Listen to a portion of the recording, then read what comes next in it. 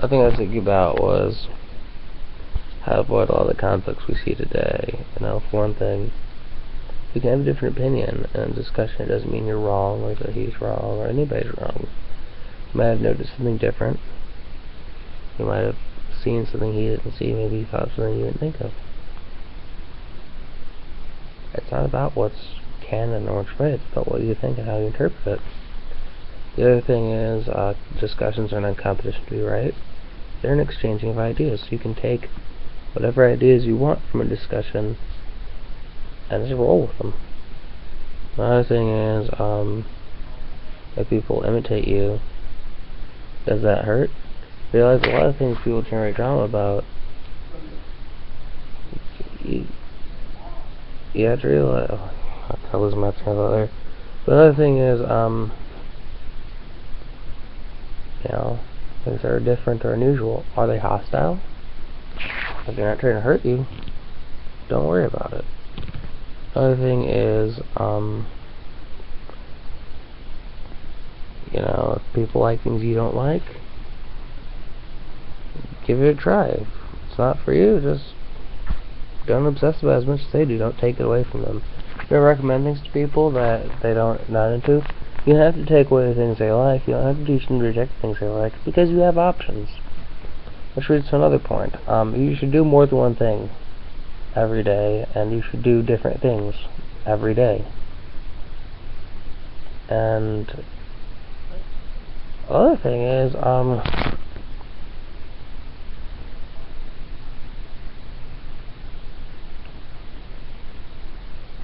don't laugh at other people's problems. Oh, whatever, that's another one. Another thing is, look at people's affect. If they talk about something, like, they say something that maybe is a bad thing to you, but they don't sound like they're complaining, maybe they like that. Other thing is,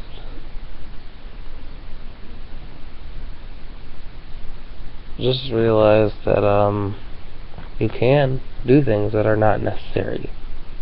Don't worry about need, you don't need a reason half the time. The other thing is, some things don't need to be measured. And all measurements are an estimate, an educated guess, a frame of reference. The other thing is, don't worry about getting a perfect form or perfect completion. Just do what you want to do. Just do what you have to do what you want to do, and enjoy yourself while you're doing it.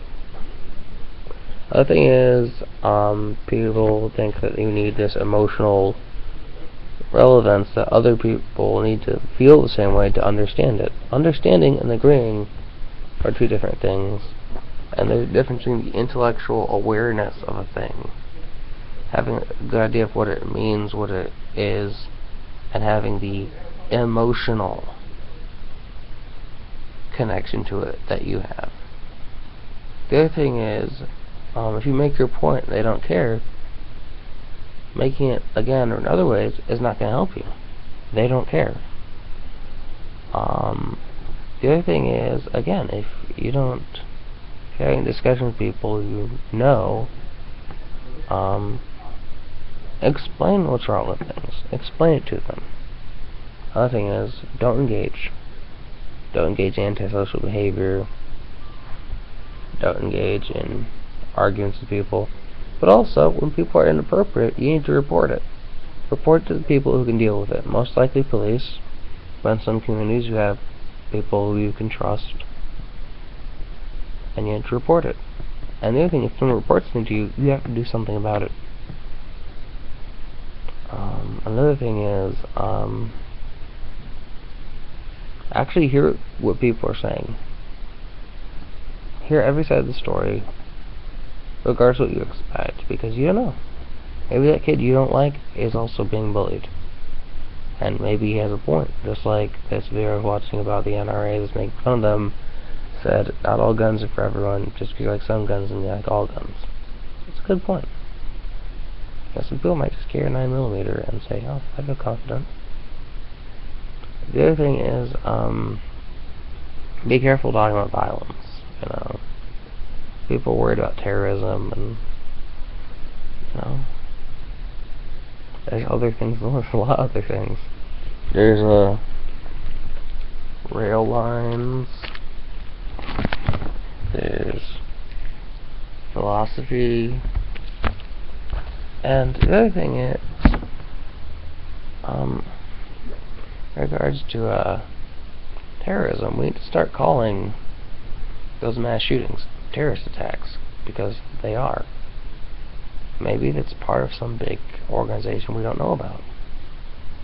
We need people in charge of people like the FBI need to deal with that. The other thing is, in regards to mass shootings, I think if people just carried a handgun and somebody comes with their rifles, without your pistol and shot them, what are we done with? I'm getting off topic and getting into violence. I think I should probably just do that for another video and say, hey, you know what? Half the problems, half the things you get that over, you can just agree to disagree. You know, because you have free will, they have free will. You're not his slave, he's not your slave. Your friends and you can disagree.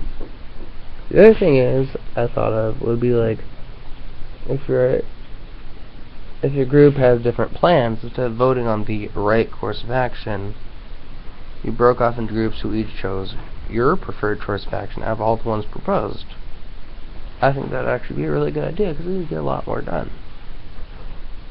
And then you combine them, you overlap them in some way, so that it all solved the problem.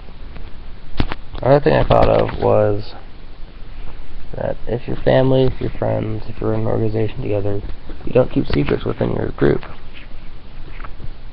because they can help you with it, and they don't judge you. And if it's a problem, I can destroy the group.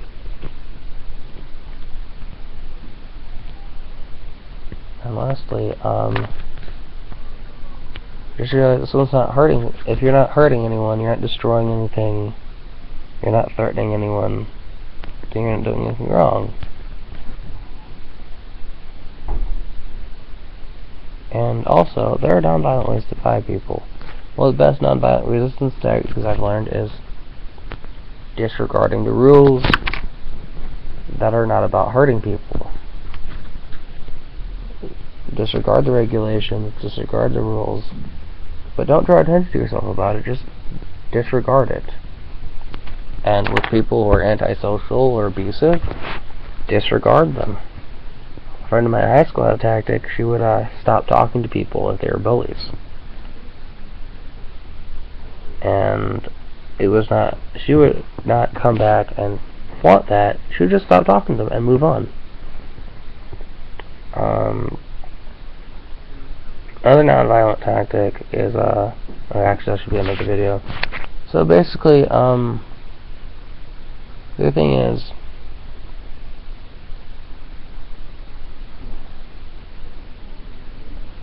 know how much you're justified. Know the laws. Don't talk to people about, you have no right, I have a right to this, you have no right to that. Or try to tell people, like your teachers, your employers, your parents, police officers, what they can and cannot do. Look up the law before you just assume that based on what you are familiar with. Speaking of making assumptions, another thing I thought of is that in schools, if instead of assuming how much people know, or looking at it as like, oh, he can't know this because he's this age, oh, he has to be this age because he knows that. Talk to previous educators. Talk to people who previously taught your students, and the people who made so about things they need to work on, things they know, things they don't know, so you can better tailor your lesson plan to them.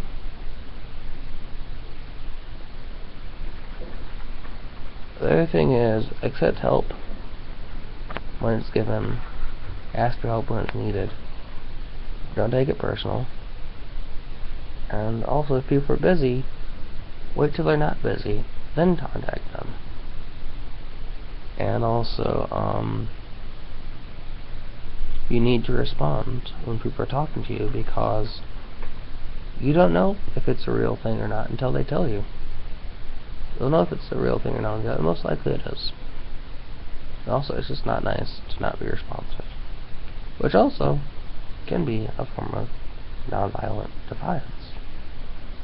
If somebody is harassing you, just don't say anything at all. Just ignore them. But report it, again. The other thing is, if somebody's attacking you,